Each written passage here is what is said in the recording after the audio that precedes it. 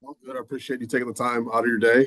We have a couple members of our local media. You'll get to know them pretty well here and once spring training starts. So these are the friendly faces we'll see every day. So we'll have them raise their hand through the Zoom call, and we'll get started. So again, appreciate you jumping on with us this afternoon. Yeah, thank you for Uh, having me. we'll start. Mark Zuckerman, MassonSports.com. Hey Matt, nice to meet you. Nice to Um, meet you. I'm curious, what stood out to you when this opportunity first presented itself, specifically about the Nationals? Yeah, I mean, I saw an organization that you know is making some changes and bringing in Paul and the rest of the group. I think when I started going through the process, it really stood out that Paul was talking about, becoming the envy of sport and the traits that he discussed and kind of outlined. Joy, humility, integrity, competitiveness were all things that really aligned with kind of where I want to be and what I want to have in a working environment. And I think those things really excited me about the opportunity to join this organization and make a difference in some players and hopefully continue to build a great young core. You're actually one of the only members of this coaching staff that's coached in the big leagues before. There's a few, but not a ton. I'm sure that's a different scenario than maybe most are used to. What do you feel like that experience the last few years with Baltimore, Minnesota provides you and helps you as you now join a new team? Yeah, I mean, to me, like I look to learn something new every year.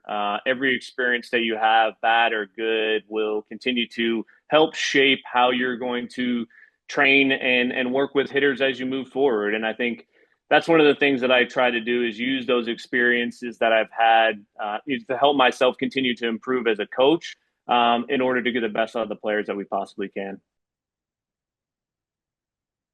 Let's go to Spencer. We'll go back to Bobby. Hey Matt, nice to meet you. Nice to meet you.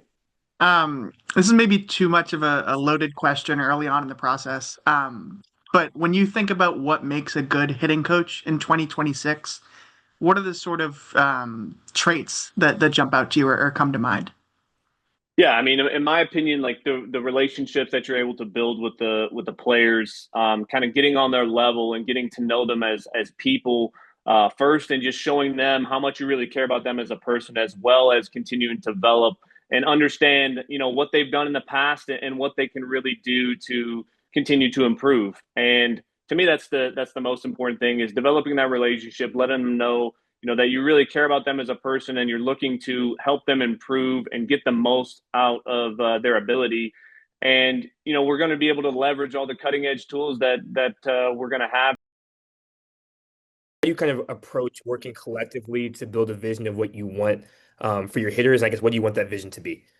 Yeah, I think like collaboration, communication are going to be extremely important. I think they're always key on a staff, but especially when you're talking about like three hitting coaches on the same staff. We have a little bit of everything in terms of Andrew coming from a drive lines scenario, and then Sean with some playing background, and then also like having some experience in the AAA level with Seattle.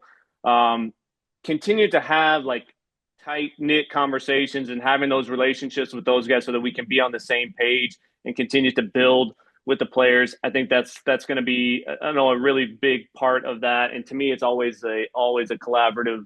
Um, it's always a collaborative effort, whether that's with the the coaches on our staff outside of the hitting staff, but also each one of these players has their own team of people that have really helped them get to where they're at right now. And our goal is just to be a part of that team and help them along the way and really give them everything they need every day to perform at their best. And looking at the Nats numbers last year as a whole, like they hit the ball really hard. I think they're like top 10 in like hard hit percentage, but they also hit the ball on the ground a lot and had a low like launch angle. So I guess like how do you approach changing that as a staff where like there is a positive they hit the ball hard, but also just not in the air? I guess how do you kind of approach that as a staff? Yeah, I mean, ultimately, our goal is going to be as an offense is scoring runs, right? So, like the whatever we can do to help ensure that we're doing the best we can to score as many runs, whether that means driving the ball in the gap over the fence more often, whether that means moving the runner, getting the extra base, and finding ways to get guys in. I think we try to take a full team approach with that. But then on an individual basis, like we're going to be developing player plans for each of these guys to help them improve in the areas that they need to. And several of them will have, emphasis on trying to hit more balls on the line and in the air to produce the results that we want. Jessica? Hey, Matt, nice to meet you. Nice to meet you.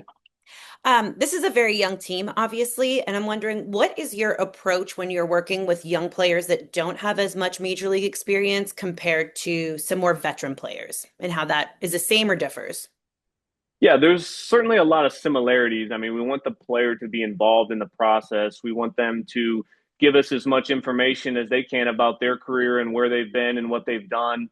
I think it's a little bit different with players that have been around a little bit longer. Generally, they've had some success already at the major league level, so we have those, time frames to pull back on and glean some positives, negatives from those experiences. Whereas, younger players are more apt to be able to make adjustments because, every player is going to have to make some adjustment in their career. And even if you've been in the league for 10 years, there's going to be a point where you start to struggle and you're going to have to make adjustments again. So having all of these young players, and I think that's the biggest hurdle for a lot of young players, is that sometimes they don't hit a real struggle until they get to the major leagues. And so having to figure that out on the fly while they're on the biggest stage is an extreme challenge. But then also understanding that this isn't the first adjustment that they're going to have to make, and it won't be the last. They're going to always have to continually make adjustments because what pitchers are doing nowadays is extremely challenging. And, we have to work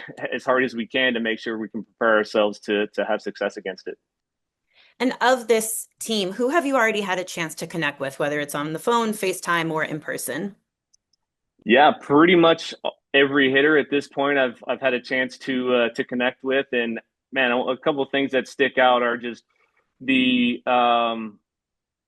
competitiveness and the desire that these guys have, not just to be good players, but continue to get better. It's really exciting for me to hear guys that are really interested in improving and want to be the best, not just better, but the best. And those are the kind of players that you want to work for and work with. And I think that's part of being where you want to be, but also like good people that I've found. So I'm excited to get to know them even better and get this thing rolling.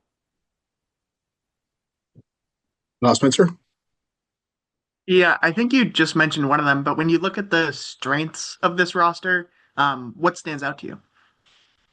Yeah, I think, like you said, the youth of the group is awesome, and then the potential. I mean, we have a lot of different types of players, but ultimately, the desire, the competitiveness that these guys have to want to continue to improve, I think, is a really, really big benefit. Because sometimes, guys think they get to the major leagues and then, okay, they've made it. Like, let's just play and have fun. And obviously, it's a game. We want to continue to play and have fun, but the growth never stops. And the moment that does stop, then, we start to see some guys kind of fall back. So having the desire for them to continue to try to reach higher and higher and continue to improve is something that I'm truly excited about. And you talked earlier a little bit about kind of leveraging technology these days as a hitting coach. For you, what do you remember in your career about learning that side of the game, and how essential is it to kind of the modern hitting philosophy to not only understand that side, but integrate it into, your own coaching? Yeah, certainly. I mean, it's everywhere now, and the players are becoming more and more ingrained in it. It's becoming something that they are used to, want, and some guys need that information and that feedback from technology. And we're going to have all those things at our disposal, and I'm excited to be able to team up with these guys to be able to give them what they need and give them a real good sense of what ways they can improve, what things they do really well, and how we can hold those things, but also what areas we can kind of take a small step forward that could end up being, a big increase in their productivity. Zuckerman? I'm curious, do you have like an overarching hitting philosophy, or do you really try to just cater it to every specific player, and each guy's going to have a different approach and goals that you set for them?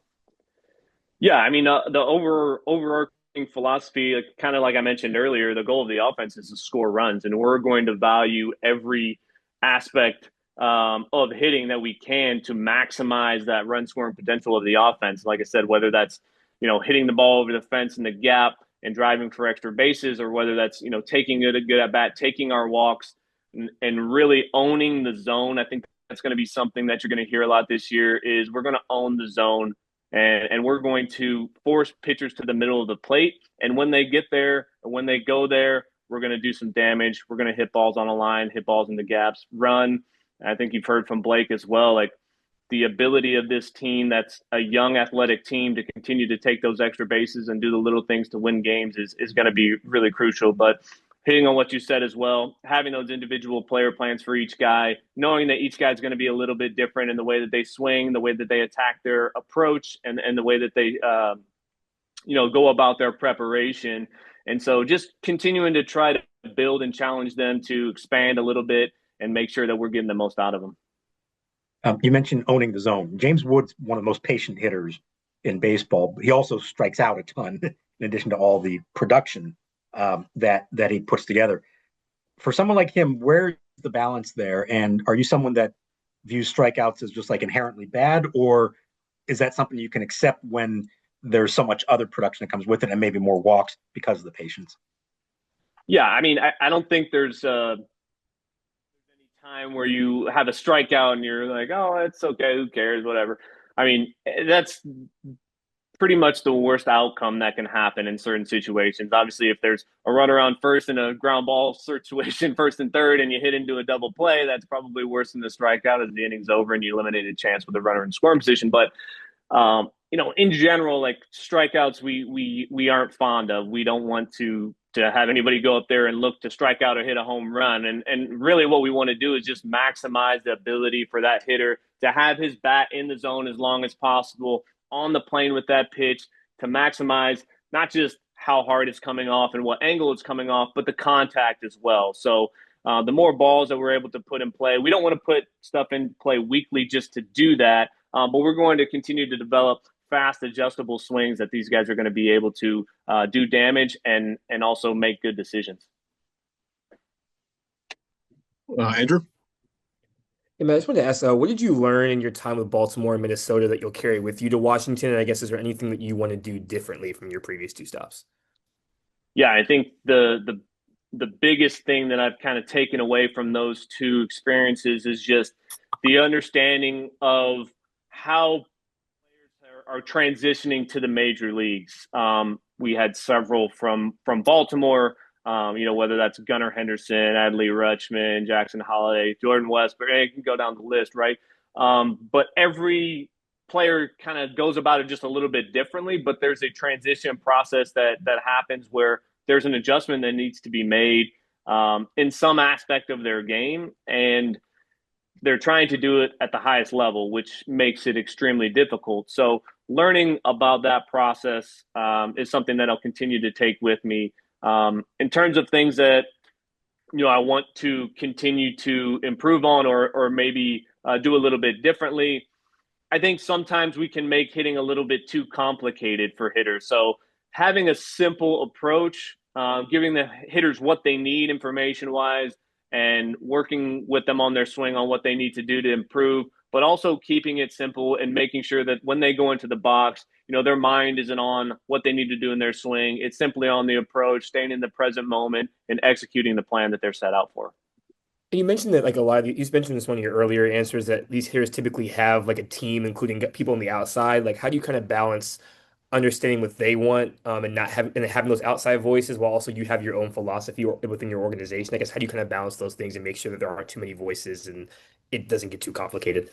Yeah, for sure. To me, connecting with those people is a big part of it. So I've made contact with majority of those people already, and I think it's all to help the player, right? And whether it comes from me, whether it comes from them, or whether it comes from the janitor, as long as it's going to continue to help that player improve, it doesn't really matter to me. So getting on the same page, something that they've worked on before, has helped them get to where they are now, and continue to improve. So what I want to do is get to know those things, what's worked in the past, what hasn't. All the information can help make informed decisions for that player as we move forward. So balancing that, and then just giving my thoughts when needed, collaborating together, and already having some of those conversations with other people. They want the best for the player as well, the same way that we do. So collaboration to me is a big part of having those conversations with people that already have teams in place. Jess? Looking at the staff, what can you tell us about Andrew Ate and Sean O'Malley, and how do you see the trio of you guys working together? Yeah, like I said before, the collaboration that we're going to have, the communication that we're going to have is going to be really important. Andrew, coming from Driveline, I'm really excited about both of the guys on our staff, but Andrew as well. He brings a lot of organization. Obviously, Driveline has been, very well known for what they've done on a player development scale. So bringing those type of guys in that can help us continue to expand, and then also like with Sean, having some experience at the AAA level, coaching, and then in major leagues playing. I think that gives us another advantage there to have someone that's kind of gone through it with them as well. I've been coaching for a while, but I haven't stood in a major league box before. So being able to have all of those different perspectives and bring them together with a group that doesn't have an ego and doesn't want to be the guy with the right answer. We're just looking for what's right for the player. So really excited about our staff and excited to get going. And as you made your way up to the point that you're at now, who were some of your mentors, the people that you went to for advice in this position? And there's been a ton. I don't know if I can even come up with one or two, but there's been a lot of people that have helped me, whether that's hitting coaches, whether that's, managers in the past. And I've been really lucky with both the Twins and Baltimore Orioles to be able to be around a lot of really good hitting coaches and just baseball people in general. From Baltimore, whether that was, working with Ryan Fuller there, he's now with the Chicago White Sox. Working with Pete Fatsi, who's the Boston Red Sox hitting coach. Dylan Lawson, I coached with in college, who was with the Yankees, now is the Red Sox assistant hitting coach. So I've kind of been lucky to be around a lot of really good hitting minds and good just baseball people in general have helped me kind of develop not only a hitting philosophy that I think can continue to help players improve, but also the way to go about it with each guy, knowing that each guy's a little bit different, and you can't just kind of put a overarching theme on each guy. You give, two guys have the same exact issue that you're trying to attack, and you give them both the same drill or the same plan, and one might work perfectly for one guy and it might be a disaster for the other guy. So trying to figure out all those ins and outs, the art of coaching, if you will, is something that really, I've learned a lot about, and I've had a lot of people in my corner that have helped me. And, that's why we continue to do it, is because of those reasons there. All right, we'll finish up with Spencer. So I know bat speed is obviously a major part of the modern game, and I know it's kind of individualized based on the player, but how much is increasing bat speed, I guess, a part of your philosophy, and B, what is maybe your experience in helping players accomplish that? Yeah, I mean, I think having bat speed is a really important part of the modern game, like you said, and it's becoming something where a lot of guys know that this is an area that they can improve on, and it can help them, hit the ball harder and give them maybe a little bit more time to recognize the pitch, so on and so forth. So, we're going to continue to focus on ways that we can make their swing better. Part of that is bat speed. Another part is like helping their swing pass. So like I said, that bat speed is developed at an angle that's going to be able to handle as many pitches as possible. So we want it to be fast with fast speed, but we also want that thing to be adjustable to handle a bunch of different shapes and speeds. As you guys have seen, the type of things that these guys are throwing, and now they're even throwing more off speed than they are fastballs, and the average fastball velocity continues to rise and go up, and especially in the playoffs, which is what our goal is to get to. So having that bat speed, having that fast, having that adjustability, those are all going to be focuses that we're going to have with the hitters to continue to improve and make sure that they're seeing that type of stuff that they're going to see in the game. You mentioned, and again, I'm sure you brought this and these ideas to players, but players are also bringing these ideas to you. I'm curious, what do you find that players are approaching you with the most these days? What are the sort of traits that they're most interested in, kind of on a general basis? Traits in terms of like hitting philosophy or technology or Any, bat path could be one, plate discipline could be another, bat speed. Like, what do you find that most hitters are most interested in? I would say, like you said, bat speed has been something, especially over the last couple of years, that a lot of guys are really interested in as they see, programs that have been developed to help those guys kind of increase their bat speed, and knowing that, hey, if I increase my bat speed, a mile an hour or 2 miles an hour, like it's really going to help my game overall. And so that's probably been one of the biggest things that I've noticed from talking to players. Every guy's going to be a little bit different, though, and I think the important thing for me and for our organization is to find that with each hitter. And one of the overarching themes that I've seen with a lot of these guys, and it lines up perfectly with my philosophy, is that we need to own the strike zone. We need to trim the edges, get them to the middle of the plate. We don't want to attack the pitcher's pitches on the corners, because those are pitches that we're going to be really challenging to put in play hard. As well as laying off those pitches, sets us to take the chase pitch, and then force them more to the middle. We get in better counts, we make better decisions, and we have more guys on base, force the pitcher to throw more pitches, so on and so forth, to help as a team offensively. All right. Thank you, everybody. Thank you, Matt, for joining us. Sorry about the technical difficulties, but appreciate your time, and we'll see you down in Florida in a few weeks. Sounds great. Thank you, guys.